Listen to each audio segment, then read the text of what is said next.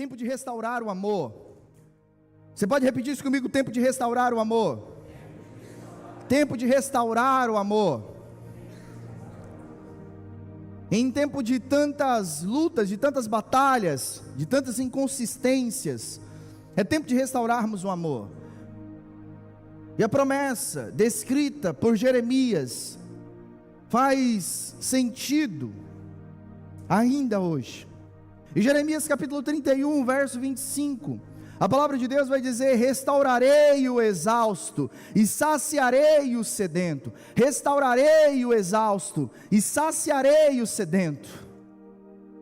Talvez você esteja cansado, talvez você já não suporte mais, talvez você tenha anseio por um amor verdadeiro. Sabe, queridos, assim como um carro, que com o passar dos anos, ganha ali arranhões, machucados, amassados, com o passar do tempo, a nossa vida também é igual, ela precisa ser restaurada, porque ela também sofre o desgaste do tempo. E esse é um tempo em que Deus está nos trazendo para a sua oficina, para nos restaurar. As decepções da vida, as circunstâncias adversas, as dores dos fracassos, deixam marcas nas nossas vidas. Um relacionamento interrompido, uma conversa mal entendida, o nosso coração, queridos, fica machucado. Mas eu quero te lembrar nessa noite: você foi feito para amar, o seu coração foi feito para amar. E muitas vezes, queridos, nós nos encontramos assim como Jeremias está dizendo, exaustos, sedentos de um amor verdadeiro. Mas eu creio em nome de Jesus, você está no lugar de restauração, e Deus quer restaurar você, para que você volte a amar as pessoas da sua vida, até mesmo quem te feriu, até mesmo quem te machucou. Essa é a boa notícia para você nessa noite. A promessa de Deus continua em vigor, através do que Ele disse ao profeta Jeremias. Ele não quer, queridos, apenas, dar a você um coração novo. Ele pode fazer isso. Deus quer restaurar o seu coração machucado. Deus quer restaurar o seu coração sem vigor, porque Deus não joga fora o que está desgastado. Deus não se desfaz do que está quebrado. Ele cura, Ele restaura, Ele faz de novo. Então nessa noite nós vamos declarar: faz de novo, Deus, no meu casamento, nas alianças da minha vida. Faz de novo, Senhor, na minha confiança, Senhor, com a tua igreja, com o teu povo. Faz de novo, Jesus, sobre mim. Libera a cura. E a ferramenta, irmãos, que Deus se utiliza para nos curar, para nos restaurar, para nos redimir, não é outra, é a sua essência, quem Ele é: amor. Amor. Deus se utiliza do amor para nos restaurar, para restaurar, irmãos, o amor das nossas vidas. Nós precisaremos entender e viver o amor único, e viver de uma maneira única. E a única maneira de se viver o amor verdadeiro, um amor que se sustenta, um amor que não se esvai, um amor que suporta dores, inveja, calúnia, difamação, quebras de alianças, um amor que tudo crê, tudo suporta. A melhor maneira e a única maneira de se viver esse amor sustentável, é a maneira de Jesus. Não tem, muitos se falam sobre amor, existem alguns tipos de amor, mas nessa noite Jesus quer nos chamar a atenção e nos levar a amar a sua maneira. Então meu convite para você nessa noite é: ame como Jesus ama você. Vire para a pessoa que está do seu lado e diga: ame como Jesus ama você. E como Jesus te ama. Jesus, Ele se entregou completamente por amor a você. A palavra de Deus em Mateus capítulo 22, o verso 37 ao 39, vai nos dar direção. Respondeu Jesus: ame o Senhor, o seu Deus de todo o coração, de toda a sua alma, de todo o seu entendimento. Este é o primeiro mandamento. O segundo é semelhante a ele: ame o seu próximo como a ti mesmo. Você ama Jesus? Mas você tem amado as pessoas da sua vida? Você tem amado as pessoas da sua vida? Você tem amado o seu próximo? Amar quem é bonitinho, quem é cheirosinho é muito fácil. Mas amar quem nos persegue, amar quem nos faz mal, amar quem nos calunia, amar esse tipo de pessoa, irmãos, requer o entendimento verdadeiro do que é amor. De que maneira Deus quer que nós amemos. E não é com palavras, é com tudo que eu sou, tudo que eu tenho. Porque é exatamente isso que ele diz. João capítulo 13, verso 34, ele vai também nos dar uma noção disso. Um novo mandamento lhes dou: amem-se uns aos outros, como eu os amei, vocês devem amar uns aos outros. Esse deveria ser o ambiente de maior amor da terra, o ambiente onde os filhos e filhas de Deus estão reunidos, um ambiente de cura, de restauração, de empoderamento, de acolhimento, de aceitação, um ambiente onde o amor não é forçado nem fingido, o amor transborda. João 13, o mesmo texto que acabei de ler, no versículo 15 diz: eu lhes dei o exemplo para que vocês façam como lhes fiz. Jesus é o nosso padrão, Jesus é o nosso modelo. Então, se queremos restaurar o amor, nós precisamos restaurar ao modelo, a maneira de Jesus. Não tem como amar a minha esposa de outra forma, não tem como amar os meus filhos de outra maneira, não tem como amar, sabe, a igreja de outra forma, não tem como amar as pessoas de outra maneira. Eu preciso amar a maneira de Jesus. A pergunta então que fica aqui, diante dessa reflexão breve, é: quantas pessoas você parou de amar neste ano? Quantas pessoas? Nós estamos vivendo a cultura do cancelamento. Quantas pessoas você parou de amar esse ano? Voltando um pouquinho, vamos olhar para aquele período tenebroso na história do Brasil. E eu não quero aqui me colocar nem de um lado nem do outro, mas no período das eleições passadas, quantas pessoas você deixou de amar?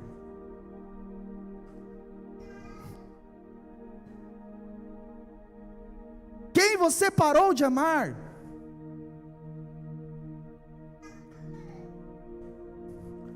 Hoje, queridos, é tempo de restaurar o amor, mas restaurar o amor de quem em sua vida? Quem ficou pelo caminho? E de repente você precisa construir pontes de conexão de volta. Quando você entende, irmãos, como Jesus te ama. Quem aqui tem dúvidas de que Jesus te ama? Quem aqui tem dúvidas? Ninguém tem dúvidas. Quando você compreende, sabe, a profundidade, a largura, a altura do amor de Jesus, quando você compreende como Ele te ama, fica muito difícil não amar as pessoas. Porque eu não tenho como não amar as pessoas. Eu fui tão amado, que tudo que eu posso dar para alguém é o que eu recebi. Eu estou abastecido de amor. Tudo que eu tenho na minha prateleira é amor. Então, se você me pedir qualquer coisa, eu só vou poder te dar amor. A grande questão é, o que nós temos, ou melhor, do que nós temos nos abastecido? O que tem nas prateleiras da sua vida? Quais têm sido, sabe, as tuas guarnições? O que você tem guardado no teu quarto de mantimentos? Porque quando as pessoas lhe pedirem, é o que você vai dar. Quem tem amor, só pode dar amor. E é aqui que nós não entendemos o Evangelho de Jesus. É aqui que nós, sabe, temos dificuldades, existe um hiato entre o que vivemos e o que Jesus nos ensinou. Porque não compreendemos como Jesus pode amar aqueles que o perseguem, como compreender que Jesus pode, perdoar aqueles que ofendeu Ele, como Jesus pode nos dizer para dar a face para quem já nos bateu na outra. Eu só posso dar aquilo que eu tenho. A questão não é sobre o esbarrão que eu levo da vida, a questão é sobre o que está dentro de mim, porque o que vai transbordar é daquilo que eu estou cheio. Se eu estou cheio de amor, o amor vai transbordar. Jesus, queridos, Ele não está nos convidando nessa noite, Jesus não está te chamando nessa noite para que você se esforce para amar, porque a epístola de João já vai nos dizer, o seu amor não seja fingido, não seja hipócrita, porque se você diz que ama a Deus, mas odeia os seus irmãos, você é mentiroso, o amor de Deus não está em você.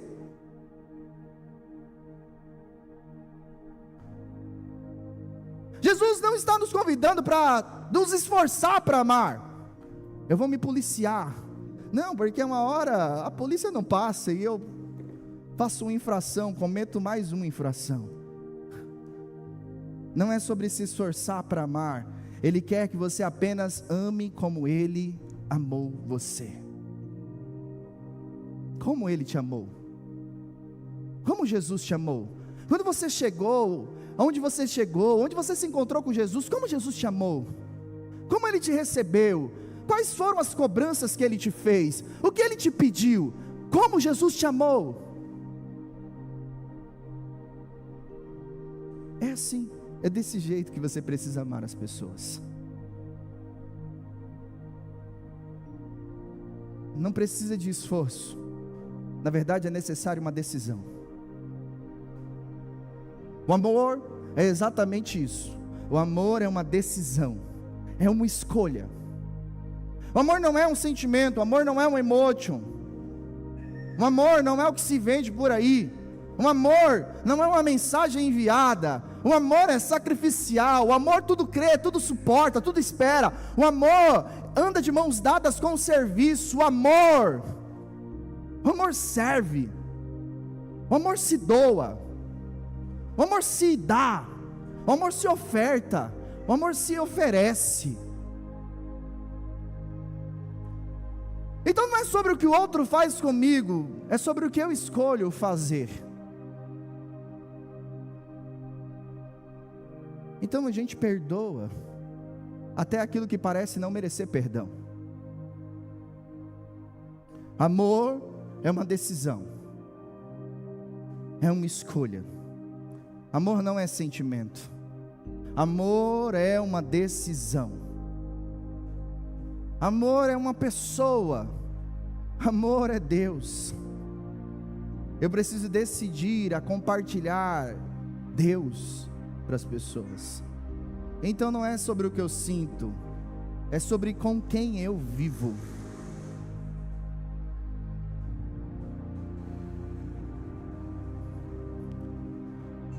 Tom Holliday, ele disse assim, algo muito legal: você não pode ordenar um sentimento. Sim ou não? Você sente. O que você pode é decidir se você vai continuar sentindo ou não, mas você não pode ordenar o sentimento, ele vem, amém? Mas você pode ordenar uma ação. Amor não é sentimento, amor é uma escolha. Então escolha amar.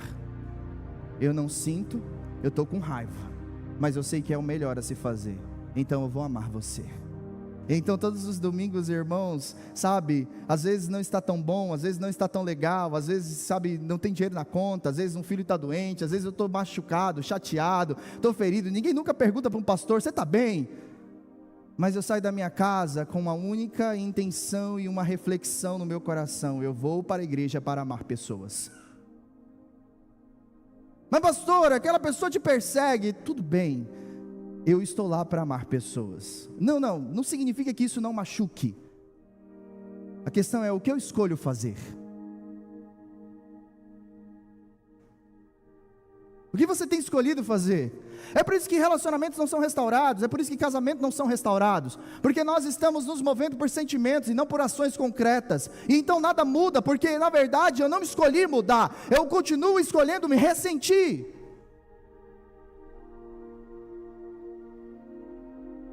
Uma coisa, irmãos, muito importante, que você precisa entender, é que você não vai conseguir amar a Deus, e você também não vai conseguir amar as pessoas, e cumprir assim o grande mandamento de Deus, se você escolher amar o mundo.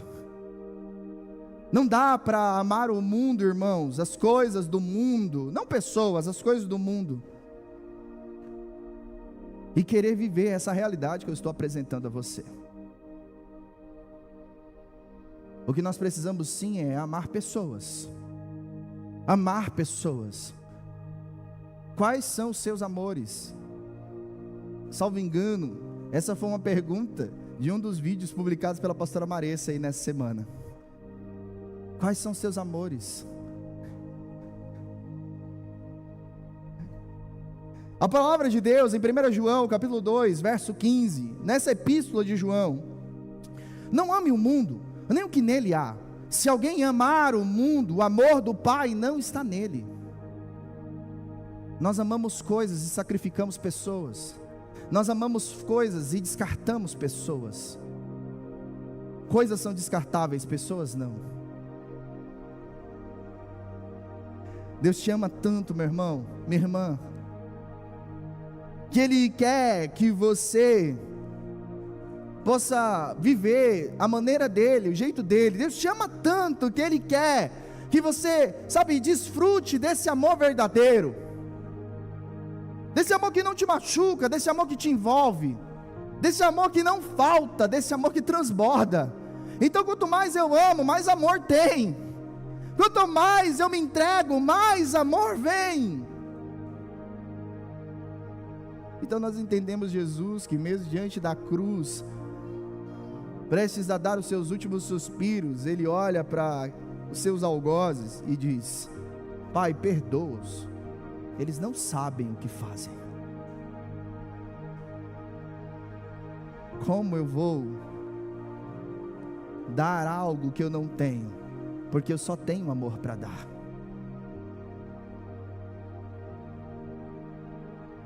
Então Deus te ama tanto, que Ele quer que você viva nesse amor. Deus te ama tanto, que Ele quer que você viva dessa forma.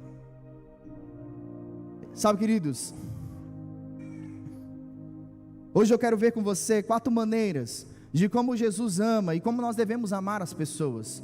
De como Jesus ama, 4 maneiras de como Jesus ama e como nós também deveríamos nos inspirar e amar as pessoas. E a primeira maneira é: aceite os outros como Jesus te aceita. A maior barreira para amarmos as pessoas é a aceitação. Nós não aceitamos as pessoas, nós queremos que elas mudem. É assim na igreja, sim ou não? Eu me lembro muito bem, eu cheguei um jovem meio esquisito, cabelo estranho, e as pessoas: uau, que maravilha, seja bem-vindo. Mas essa roupa aí não está muito legal não, hein? Opa, barreira. Quantas barreiras nós criamos, quantas dificuldades nós causamos. Jesus é a porta das ovelhas e nós nos tornamos o pedágio.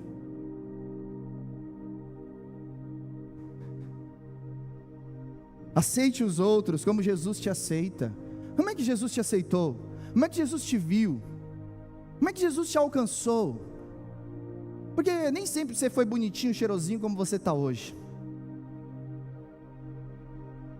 Irmãos, é verdade, olha para você. Eu olho para minhas fotos, irmãos, eu falo: Jesus, o Senhor é bom. É verdade ou não é? A Bíblia é real. Sabe, Jesus em nós aformoseia o rosto. A gente não precisa de botox, a gente precisa de Jesus. Quanto mais Jesus, mais bonita a gente fica. Porque a pessoa mais linda, irmão, sem Jesus, é a pessoa mais feia. A gente mede beleza por atributos. Mas será que é assim que Jesus vê?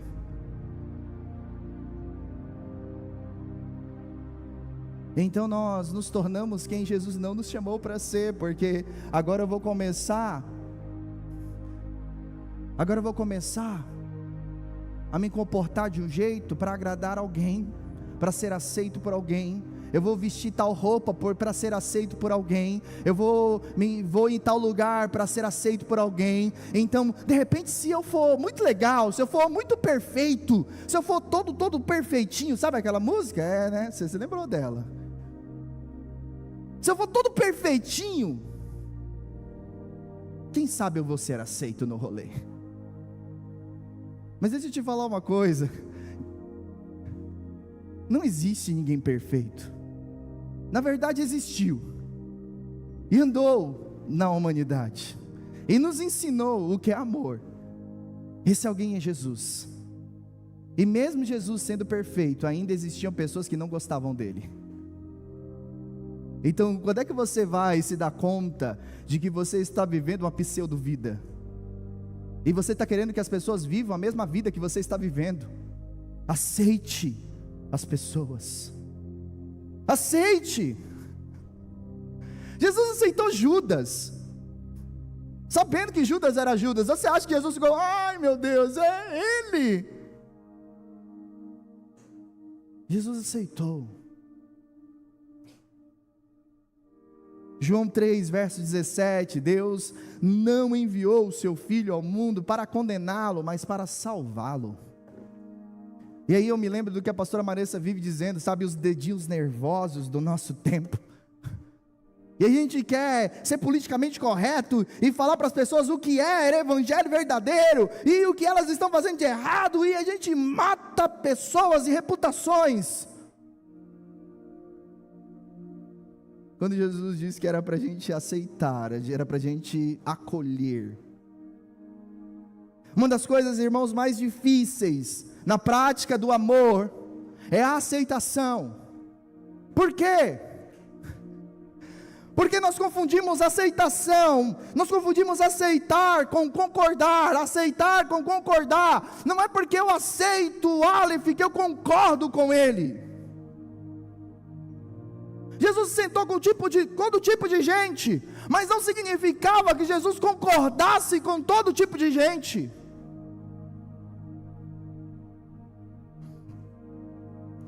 Essa é uma das coisas mais difíceis na prática do amor, no exercício do amor, é a aceitação. A aceitação. A gente está, sabe, achando que aceitação é concordância. Então a Bíblia, irmãos, ela é muito clara. Amar, irmãos, implica em aceitar, mas não em concordar, não em endossar as atitudes, decisões, comportamentos das pessoas. A base da aceitação é respeito. Eu te respeito, mas eu não concordo com você. Mas isso não me impede de andar com você. Quer um exemplo? Eu tenho 2 irmãs, e as minhas 2 irmãs são homossexuais. Na verdade eu tenho 3, as 2 mais novas são homossexuais. A gente cresceu junto, no mesmo lar, e elas decidiram ir para o outro caminho. Quando elas ficaram sabendo que eu me tornei pastor, uma delas virou e disse: você não é mais meu irmão. Eu falei para ela: eu continuo sendo seu irmão. E mesmo quando ela não queria me ver, eu viajava para São Paulo para ver minha família, e eu ia ver a minha irmã, porque ela continua sendo a minha irmã. E então eu não tenho vergonha nem medo de mostrar para os meus filhos a minha irmã. Essa é a sua tia.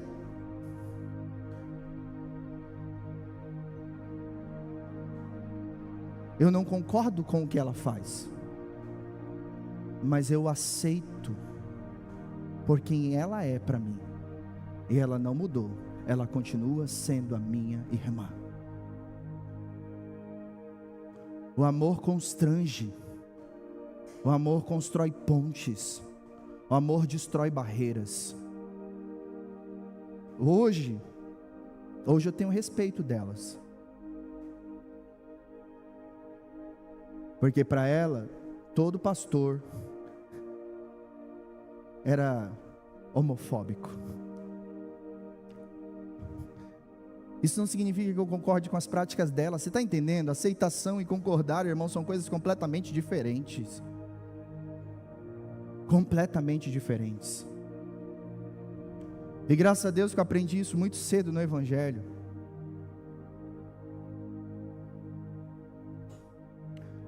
Amar, irmãos, implica em aceitar. E não implica em concordar. Jesus não concordava com as práticas da maioria dos seus discípulos. Sim ou não? Só tinha gente boa, sim ou não? Não é verdade? Era a nata da sociedade que estava com Jesus, sim ou não? Mas Jesus os aceitou. Jesus os aceitou. Jesus também te aceitou. Jesus te aceitou primeiro.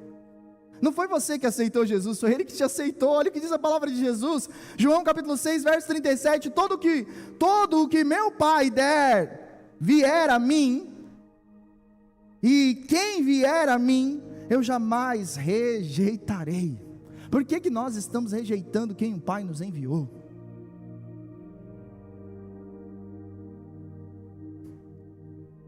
Uma vez chegou um jovem quebrado, machucado, ferido, sabe, todo destrupiado na igreja. E ele marcou uma reunião comigo. Sabe aqueles bichinhos, irmãos, que estão encurralados e ele já não sabe onde colocar as mãos, e ele sabe que ele fez muita bobagem na vida. Já viu gente assim? Eu não precisava falar para ele as bobagens que ele fez na vida. Estava escancarado que ele sabia. E ele disse para mim: pastor, eu quero voltar. Como é que vai ser? Como é que o senhor vai me tratar? Como é que a igreja vai me ver? Eu perguntei para ele, devolvi para ele a pergunta, eu gosto disso. Falei: como Jesus lida com você? Eu me arrependi, pastor. Jesus me aceita. Eu te olho como Jesus te vê. Daqui para frente. Daqui para frente. Hoje ele é um dos líderes da nossa igreja. Hoje é um homem de Deus. E Jesus tem feito grandes coisas na vida dele. A grande questão, irmãos, é que nós nos esquecemos com muita facilidade de onde Jesus nos tirou. Quem nós éramos e quem nós somos. E eu não me esqueço de quem eu era. Eu sei muito bem quem eu me tornei, mas eu não me esqueço quem eu era. Jesus, irmãos, Ele nos aceitou, mesmo sabendo das nossas falhas, da nossa condição. Um grande exemplo dessa aceitação de Jesus, não da concordância, mas da aceitação, é a mulher adúltera. Você se lembra dela? Então Jesus pôs-se de pé e perguntou-lhe: mulher, onde estão eles? Ninguém a condenou? Ninguém, Senhor, disse ela. Declarou Jesus: eu também não a condeno. Agora vá e abandone sua vida de pecados. Queridos, Jesus olha assim para nós. Jesus nos aceita como nós estamos, mas Ele nos ama tanto que nos encoraja a sair deste lugar, mas por amor e com amor. Eu também não a condeno. Agora vá e abandone a vida de pecado. É assim que Jesus nos vê. É assim que Jesus lida conosco. O amor, irmãos, restaurado é um amor que aceita. Pare de tentar mudar as pessoas. Você não é Deus. Não queira ocupar o lugar de Deus na vida das pessoas. Deixa Deus ser Deus. Amar, irmãos, como Jesus ama, significa aceitar. Sabe como Jesus nos aceitou? Pois só Ele pode transformar a vida das pessoas, irmãos. É por isso que casamentos não dão certo, A gente fala, irmão, ela não vai mudar, ele não vai mudar. Você viu aí? Você viu o B.O. que você está entrando. O golpe está aí, cai quem quer. Aí a pessoa, não, pastor, é isso mesmo, está tudo bem. Mas, irmãos, inconscientemente está dizendo assim, deixa ela comigo. Daqui uns 3 meses já está tudo resolvido. Ou, deixa ele comigo. E a gente está tentando mudar o outro. A gente está tentando mudar a nossa esposa, mudar o comportamento do nosso marido. E então tudo que nós conquistamos, irmãos, não é outra coisa senão guerra. Eu estou errado? Jesus não te chamou para declarar guerra, não a pessoas. Jesus te chamou, irmãos, para ser um pacificador, para continuar o ministério que Ele iniciou. Quando Jesus nos instruiu nos seus evangelhos, a ir nas casas, a levar o evangelho, Ele nos instruiu a dizer, paz seja convosco. Você entende? Então, se houver alguém de paz, a paz repousará sobre ele, não havendo, voltará para si. Não é isso que nos ensina? Jesus não te chamou para fazer guerra. Não é o que nós vemos dentro das igrejas, irmãos. Isso não é evangelho. Evangelho de guerrilha, evangelho de quadrilha, evangelho de guetos, evangelho, queridos, sabe, de rádio corredores. O evangelho que Jesus nos chama é o evangelho de aceitação. Eu não compreendo, mas eu te aceito. O amor restaurado, irmãos, é um amor que aceita. Isso elimina grande parte do estresse dos nossos relacionamentos. Sabe quando eu parei de brigar com a pastora Marissa? Quando ela começou a aceitar as minhas falhas e os meus defeitos. Mas aceitar, irmãos, não é tipo assim, tudo bem, né? Vai ficar assim pro resto da vida. Ela aprendeu, irmãos, que ela não pode me mudar, mas tem alguém que pode. Então ela aprendeu a ir para o lugar certo. A gente precisa aprender, irmãos, a guerrear do jeito certo. Não pense você que eu não ore pelas minhas irmãs. Não pense você que eu não passe um dia sem orar por elas. Eu só não entro em guerra com elas, porque eu quero elas perto. Entendeu? Segundo, valorize os outros como Jesus te valoriza. Não se vendem 5 pardais por 2 moedinhas? Contudo, nenhum deles é esquecido por Deus. Até os cabelos da cabeça de vocês estão todos contados. Não tenham medo, vocês valem mais do que muitos pardais. Valorize os outros como Jesus te valoriza. Valorizar o outro, irmãos, não vai depreciar você, não vai tirar o seu valor. Nós temos muita dificuldade em valorizar o outro, achando que de repente nós vamos perder o nosso valor. Mas como eu vou perder algo que eu nunca coloquei sobre mim? Quem colocou valor em mim, irmãos, foi Jesus. Você entende isso? E então nós temos dificuldade de valorizar o serviço do outro, de valorizar, sabe o trabalho do outro, de valorizar o dom do outro, de valorizar o que o outro é bom, de falar, olha minha esposa, você cozinha muito bem, olha meu marido, você é um excelente marido, sabe irmãos, valorizar o outro, eu estou falando de coisas grosseiras, mas valorizar o outro não vai depreciar você. Valoriza. Entenda uma coisa, o nosso valor não é determinado pela empresa que nós trabalhamos. Tem gente que acha, não, agora eu tenho valor, olha só. Eu até vou para os lugares com a logomarca da empresa que eu trabalho, né?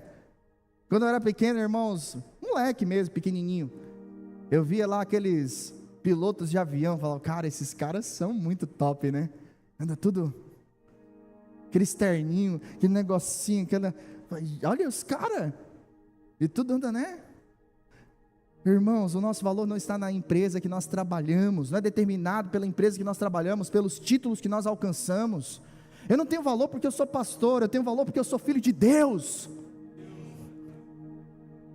Não está, queridos, na família que eu estou, que eu possuo, no sobrenome que eu tenho. Eu estava brincando esses dias com a Maressa, falando, poxa vida, que vacilo que eu dei. Casei com você, em vez de pegar o Meira, de pegar o Moura, eu botei o Santos em você.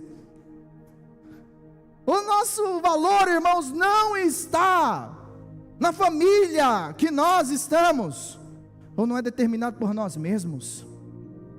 O valor, irmãos, de uma obra depende de quem a fez e do quanto alguém está disposto a pagar por ela.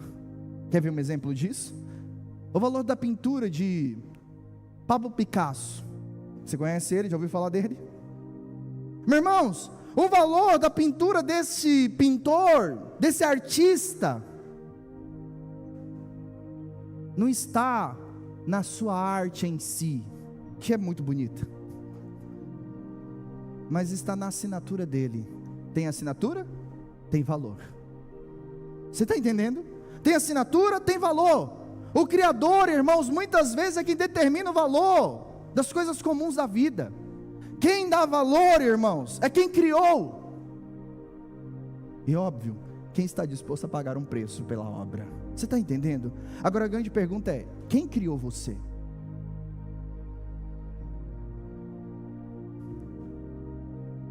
Quem criou aquela pessoa que você julga ser a mais, ralé da ralé? Porque se você for procurar a fundo, você vai ver o designer de Deus, você vai enxergar a assinatura celestial. O nosso valor, irmãos, não está na família, não está naquilo que nós fazemos, não está na nossa condição financeira. O nosso valor está naquele que nos criou. Olha o que vai dizer 1 Timóteo capítulo 4, verso 4: pois tudo o que Deus criou é bom, e nada deve ser rejeitado, se for recebido como ação de graças.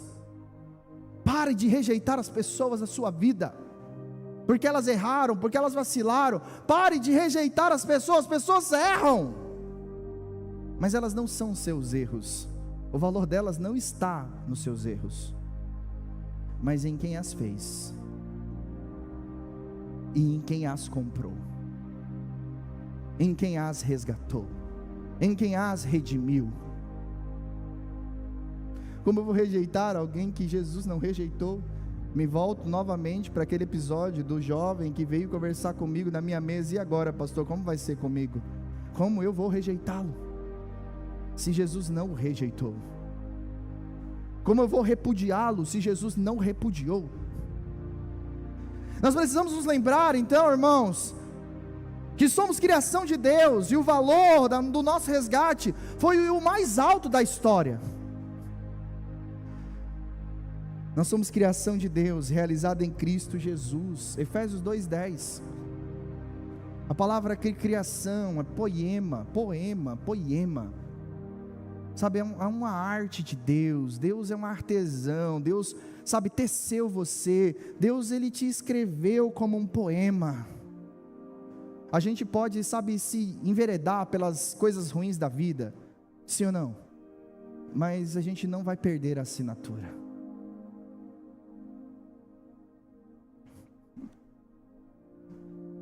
É por isso que nós vemos algumas pessoas no mundo e olhamos, mas como fulano pode fazer isso? Mas ele não é crente, ele fez esse ato de bondade.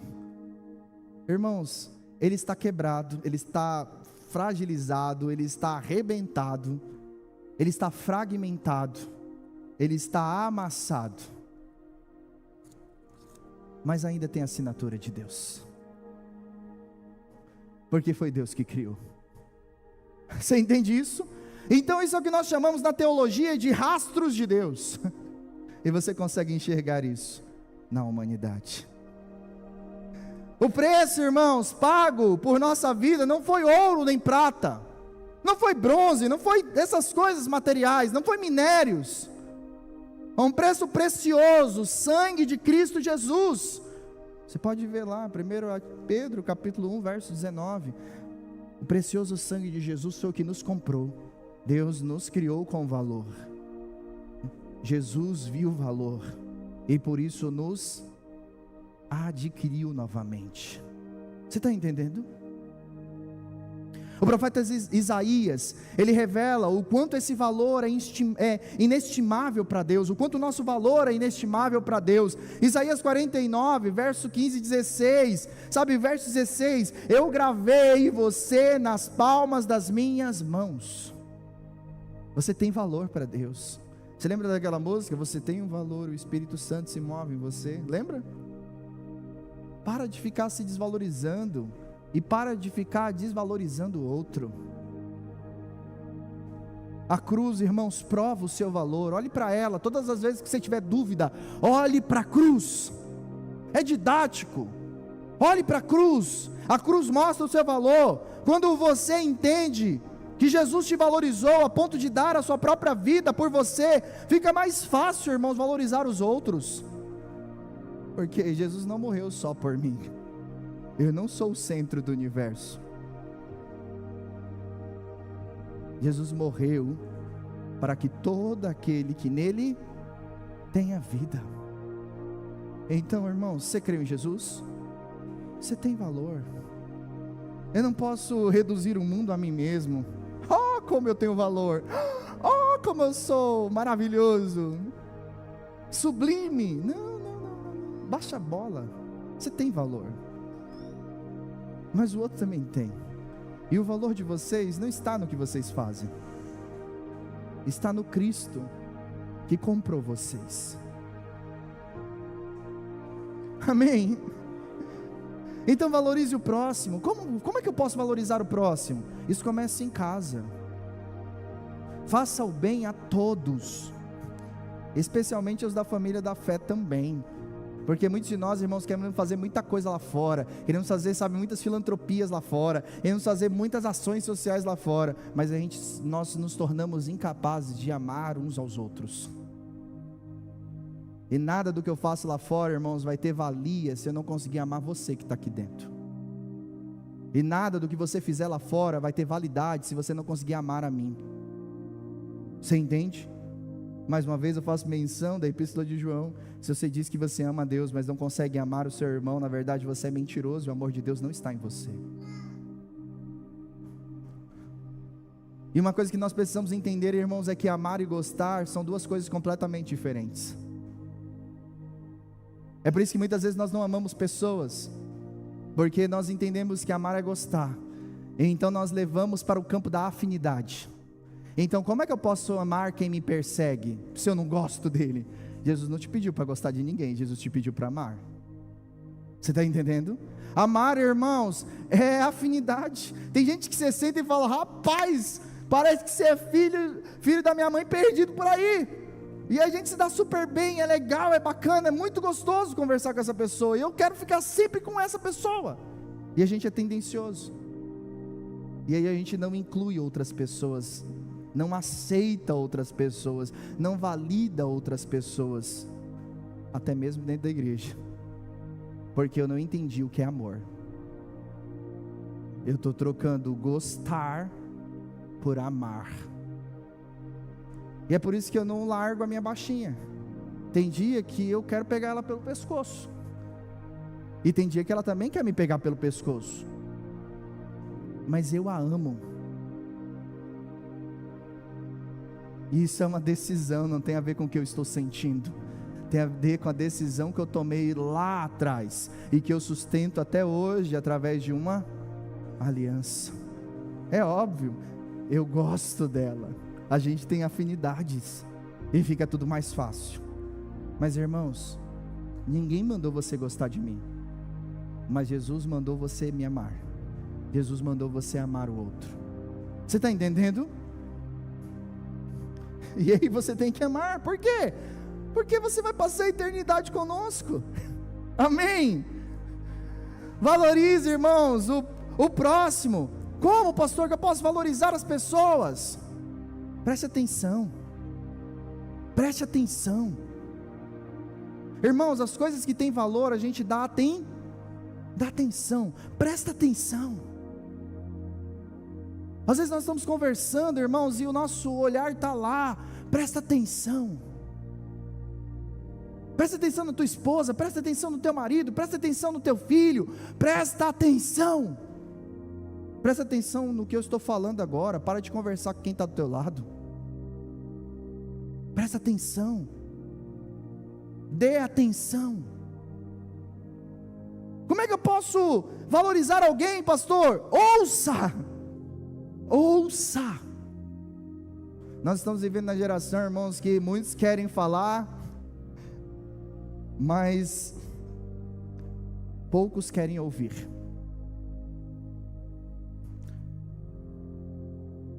E a gente visitava, Marecia eu muito, os lar dos idosos, sabe, das cidades onde nós estávamos, quando nós éramos missionários, e agora também tornamos-nos pastores. Nós fazemos um trabalho lá em Poconé, com o lar dos idosos, até comentei com a irmã aqui que eu quero conhecer o lar daqui também. E aí você chega nesse lugar, irmãos, tudo que os velhinhos querem é serem ouvidos. Entendeu? Eles foram literalmente esquecidos. Perceba as pessoas. Quem que gosta de ser ignorado? Quem que ama? Nossa, olha, hoje eu me realizei porque, rapaz, eu fui ignorado. Quem gosta? Como é que você se sente quando você é ignorado?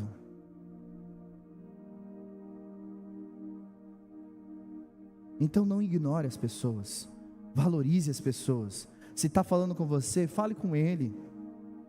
Sabe, irmãos, um pequenininho, uma criancinha vem falar comigo. Tem uma menininha, coisa mais linda, lá em Poconé, sabe? E ela vem falar comigo ali, o jeitinho dela e tal. E eu baixo, e eu converso com ela, eu já percebi que ela gosta de vir falar comigo. Por quê? Porque eu dou atenção para ela. Não ignore, dê atenção, ouça as pessoas. Ouça. Talvez, marido, você precisa ouvir mais sua esposa. Talvez, mulher, você precisa ouvir mais seu marido. Talvez, pais, vocês precisam ouvir mais os seus filhos. Eu tenho me esforçado muito. Eu não sou o melhor pai do mundo, eu tenho muitas dificuldades. A pastora Maressa vive puxando minha orelha, mas sabe, eu vou levar o Tomás no futebol, eu volto, eu fico lá fazendo exercício, e aí, filho, como é que foi? E ele me fala as coisas, eu falo, eu não entendi muito do que ele falou, mas eu estou lá tentando ouvir. A gente precisa ouvir, porque vai chegar um dia em que ele não vai mais querer falar, se eu não fizer o exercício de ouvir agora. Vocês estão entendendo? Eu estava ouvindo falar de um casamento, de um pastor, de um casal de pastores, enfim, muito conhecido mundialmente, e eles quase chegaram ao divórcio. Um cara de um ministério muito bem sucedido. Isso vale para qualquer empresário, para qualquer formação, porque às vezes nós damos muito valor para algumas coisas, e desvalorizamos pessoas. E ele passava 6 meses fora, pregando, enfim, e aí voltava para casa. Estou fazendo a obra de Deus, e isso é maravilhoso, mas tem muitas pessoas também que vivem essa realidade no campo empresarial, sim ou não? E está lá, muito tempo fora, e aí ele começou a prestar atenção, que quando ele voltava para casa, eles não conseguiam, não tinha conversa, eles não discutiam, eles não brigavam, mas não tinha conexão, sabe, queridos? E ele foi se dando conta que na verdade ele parou de dar atenção, entende? O que ele fez? Ele mudou a sua rota, ele cancelou agendas, ele mudou a forma de trabalhar, e ele começou a ir de encontro, a dar atenção a quem realmente merecia a sua atenção. Mas ele não falou nada, ele não disse nada para a esposa, ele só mudou, e ela percebeu, e ela se abriu, e o casamento dos dois foi restaurado. Você está entendendo? Tudo que falta às vezes, irmãos, é atenção. Valorização é atenção. De repente você diz: eu valorizo a minha esposa. Eu falo para ela todo dia: amorzão, você faz uma comida incrível. Irmão, pelo amor de Deus, dá atenção. Eu valorizo o meu marido. Falo: nossa, amor, que maravilha que você trabalha fora, que você se... Dá atenção. Às vezes tem homens que estão em profunda depressão, mas que estão sorrindo. Entendeu? Porque como homens nós aprendemos que homem não chora, homem não tem tempo para essas coisas, homem precisa dar conta do recado. E então por fora nós estamos sorrindo, mas por dentro está tudo ruindo. Ouça, dê atenção. Esses dias eu estava vendo um pastor que tirou a vida. Às vezes nós damos atenção para tanta gente, mas nós também não recebemos atenção. E eu já vou logo falando para você: não sou carente, amém? Eu tenho esposa, tenho família, amém? Uma vez eu falei isso, a irmã chegou para mim: pastor, o senhor é carente?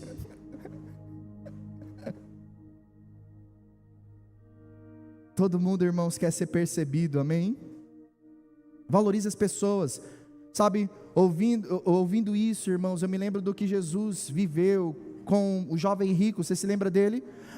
Marcos capítulo 10, verso 21, Jesus olhou para ele e o amou. Sabe, você acha que Jesus não sabia que ele ia tomar a decisão que ele tomou? Mas Jesus decidiu dar atenção a ele. Fala aí, conta a tua história, menino.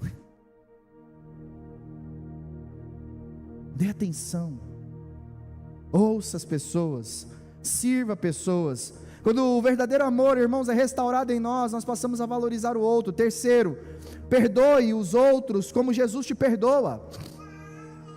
As feridas, irmãos, mais profundas são causadas pela rejeição, pela falta do perdão.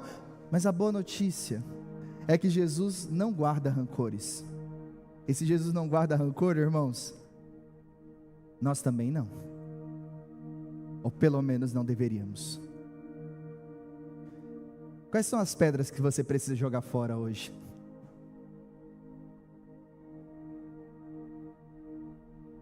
Que tem pesado sobre o seu coração? Ele nos perdoou, irmãos, incondicionalmente, completo, eterno, e pela sua graça. Nós precisamos dar aos outros aquilo que Jesus não foi resistente em nos dar. Pela graça nós recebemos o perdão. Então nós precisamos perdoar as pessoas das nossas vidas. E perdoar não é dizer: olha, chega, você fica lá e eu fico cá. Irmãos, perdoar é dar ao outro a oportunidade de me ferir novamente. Eu não posso levantar pontes quando Jesus diz: baixa elas.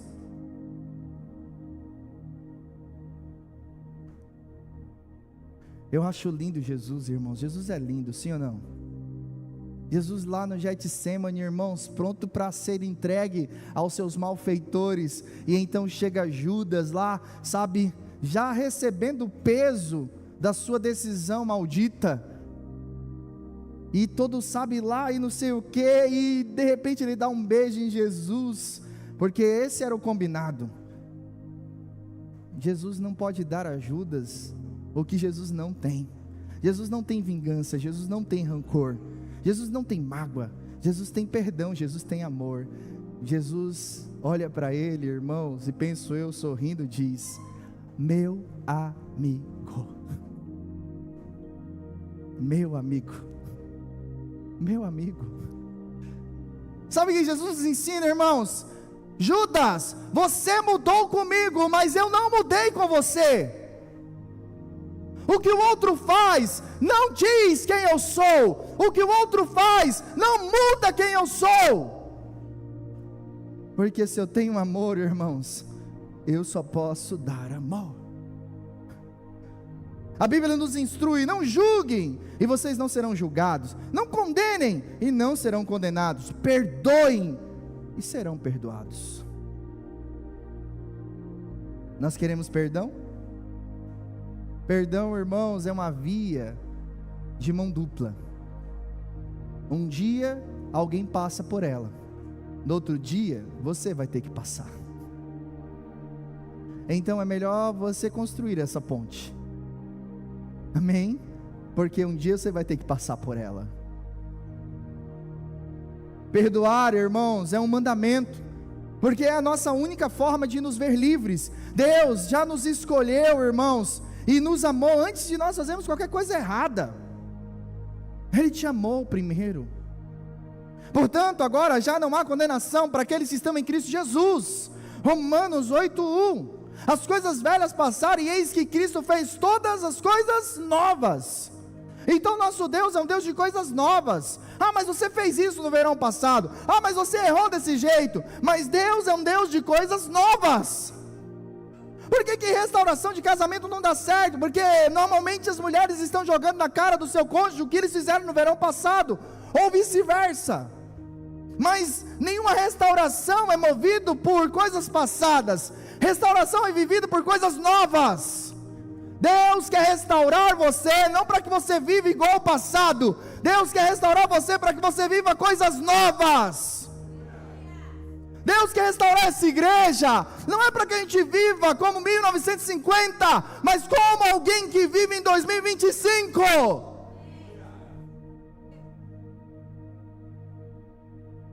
O amor, irmãos, que inspira, é o amor que oferece perdão. Se fomos perdoados, nós temos a força para perdoar também. E eu fui perdoado, você foi perdoado? Então você tem perdão para dar. O perdão, irmãos, não é um sentimento, mas é uma decisão também que libera e liberta, não só quem perdoa, mas também a nós mesmos.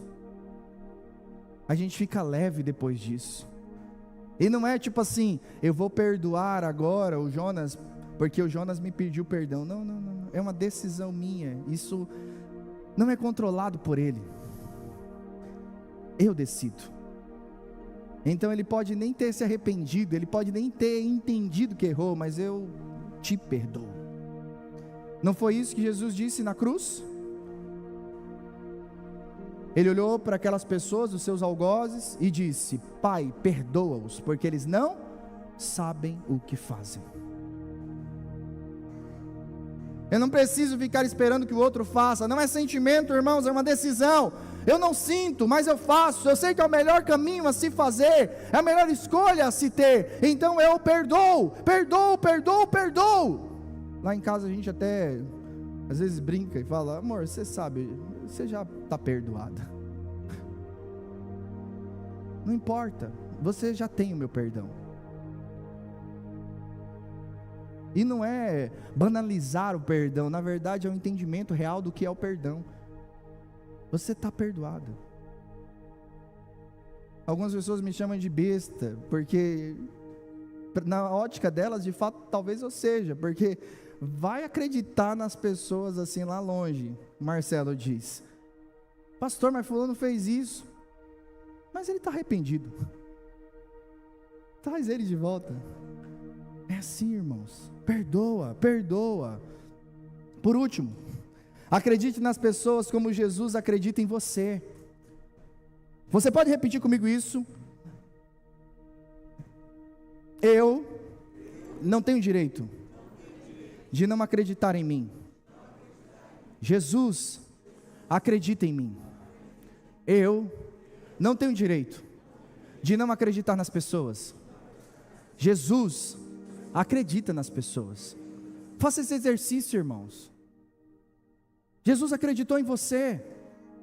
Nós precisamos entender que se Jesus acreditou em mim, um homem muito esquisito, cheio de problemas, meu irmão, e Jesus me transformou, o que Jesus não pode fazer na vida de qualquer pessoa? Então eu preciso acreditar. Marcos 9, versos 21 ao 23, Jesus perguntou ao pai do menino: há quanto tempo ele está assim? Desde a infância, respondeu ele. Mas se podes fazer alguma coisa, tem compaixão de nós e ajuda-nos.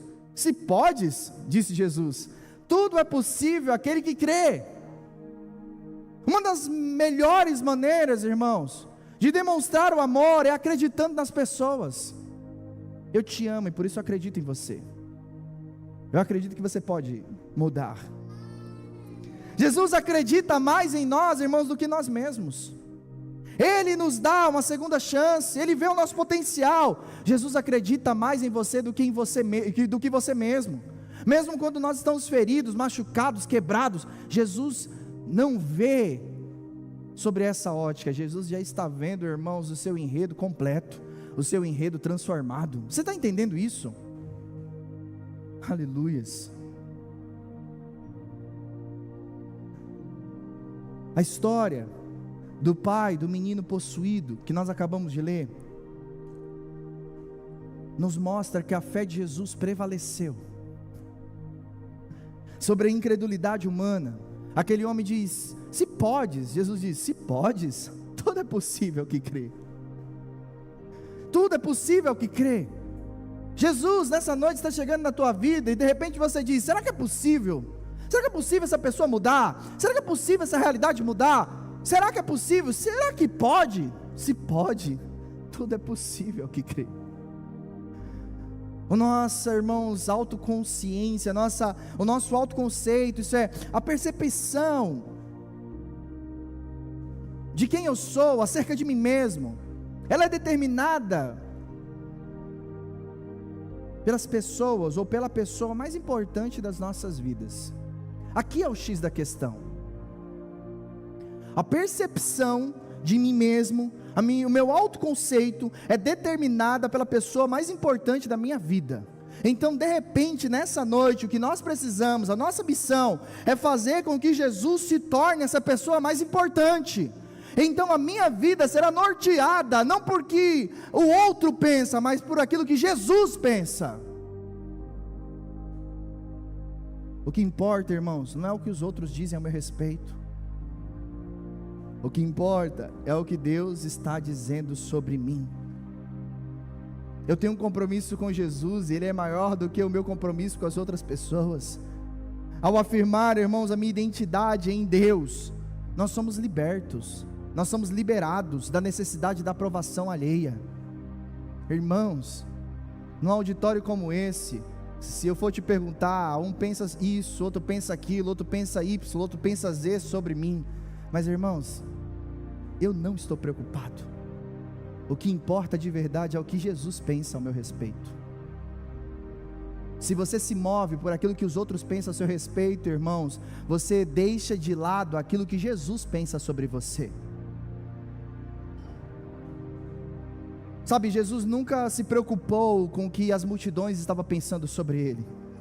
E quando Jesus pergunta aos seus discípulos: o que eles dizem que eu sou? Ou quem eles dizem que eu sou? Ah, tu és um dos profetas, tu és isso, tu és aquilo. Jesus não estava preocupado sobre isso. Jesus queria chegar no cerne da questão. E vocês? Quem vocês dizem que eu sou? A questão de Jesus era perceber se os seus discípulos estavam entendendo quem ele era. Jesus já se dava por satisfeito, irmãos, com os céus abertos e o Rei da Glória dizendo: este é o meu Filho amado. Você entende isso? Quem sabe, irmãos, quem é, não aceita ser qualquer outra coisa que Jesus não a chamou para ser. Então, os rótulos que as pessoas insistem em grudar em mim, não grudam mais. Eu sei quem eu sou, e sou pela glória e pela graça de Deus. Então pare, sabe, de ficar se rotulando ou de rotular pessoas. Você não tem esse poder e nem esse direito. Só quem pode fazer isso é Jesus. Entende? E eu decidi que esses rótulos não grudam mais. O amor restaurado, irmãos, está baseado na confiança. Você pode entender essa confiança, mas você também pode compartilhar essa confiança, ou dar essa confiança, estender essa confiança às outras pessoas, acreditando que Deus pode transformá-las. Então, sabe, eu vou confiar em você. Eu vou confiar em você. Não por você, mas por quem deu valor a você. E eu creio que como Ele me transformou, Ele também pode transformar a todos nós.